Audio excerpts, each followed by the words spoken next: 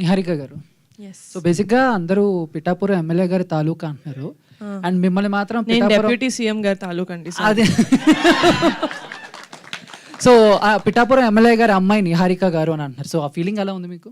ఓ చాలా బాగుంది. అంటే నేను ఐ థింక్ అది ఆ ఫోటో పెట్టిన తర్వాత అన్నారు అనుకుంటా. But definitely it's most happy feeling. ఇప్పటి వరకు the year has been very good.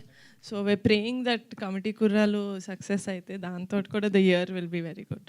బేసిక్గా నాకు క్వశ్చన్ ఏంటంటే నిహారిక గారు, అంటే వేరే లాంగ్వేజ్లో కూడా చాలా కొత్త వాళ్ళు కొత్త సినిమాలు వస్తున్నాయి, బట్ ఆ సినిమాలన్నీ హిట్ అవుతున్నాయి అండ్ 100 కోట్లు కలెక్షన్ చేస్తున్నాయి, అంటే స్టార్ హీరోస్ లేకపోయినా. అండ్ తెలుగులో అంతకంటే బెటర్ సినిమాలు ఉన్నాయి, మంచి సినిమాలు ఉన్నాయి, బట్ 100 కోట్లు అనేది కొంచెం కష్టం అవుతుంది. సో ఇది ఎప్పుడైనా మీరు థింక్ చేశారా, ఎందుకు మన తెలుగులో కొంచెం ఎక్కువ కలెక్షన్స్ అనేవి? అంటే ఆ ఇండస్ట్రీలో 100 crores చేయట్లేదేమో ఒక్కొక్క సినిమాలో. I think they doing it across the south states. Let it be Premalu or Manjummel boys. అది మనం మిగతా స్టేట్స్కి వెళ్ళిన తర్వాత it made so much of money if I'm not wrong. So అలాగే అంటే as Telugu audience I think we're little more open to other language films. So I think that is the one reason. But committee కుర్రాళ్ళు కూడా ఏ భాషా భేదం లేకుండా అన్ని రాష్ట్రాలకి వెళ్ళి అందరూ చూసి అందరూ ఆదరించాలని కోరుకుంటున్నాను. Thank you. Thank you. Yeah, first of all committee కూరలందరికీ కూడా కంగ్రాచులేషన్.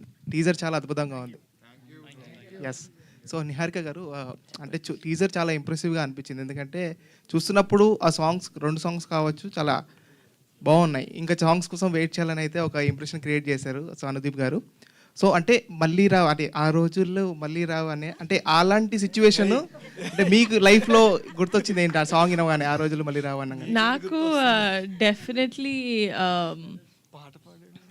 ఏంటి అంటే చిన్నప్పుడు నేను చాలా చిన్నగా ఉన్నప్పుడు ఫస్ట్ ఫ్యూ మూవీస్ నేను చూసినప్పుడు మనకి చేంబర్ ఉంది కదా, చేంబర్లో నేను సినిమాలు చూసేదాన్ని. ఎందుకంటే బయటకు పంపించాలి కాబట్టి, మరీ చిన్నపిల్లని కాబట్టి ఫస్ట్ ఫ్యూ ఫిల్మ్స్ నేను చేంబర్లో చూసి అప్పట్లో చిరంజీవి గారు ఒక్కలే హీరో అనుకునేదాన్ని నేను. అంటే నేను మిగతా వాళ్ళ సినిమాలు చూడలేదు కాబట్టి.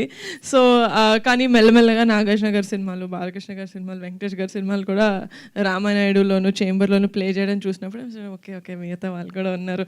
సో అలాంటి థియేటర్స్లో చేంబర్లో నాకు సినిమా చూడడం అనేది I don't think I'll get it back. ఎందుకంటే ఇప్పుడు ప్రసాద్ లావ్ అంటున్నారు, ఏఎంబి అంటున్నారు, ఎక్కడంటే అక్కడ పెద్ద పెద్ద ఫంక్షన్స్ చేసుకుంటున్నారు. కానీ ఆ ప్లేస్ ఎప్పుడు విజిట్ చేసినా it's like a very good memory for me. ఎందుకంటే చిన్నప్పుడు స్నాక్స్ కోసం పరిగెట్టింది అదంతా గుర్తొస్తుంది అనమాట. నేను